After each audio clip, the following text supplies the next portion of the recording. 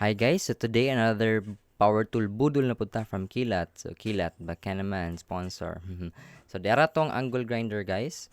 So na siya kauban nga cover, and na po dihang disc, na ihang handle, and then na ihang cordless nga lithium ion nga battery.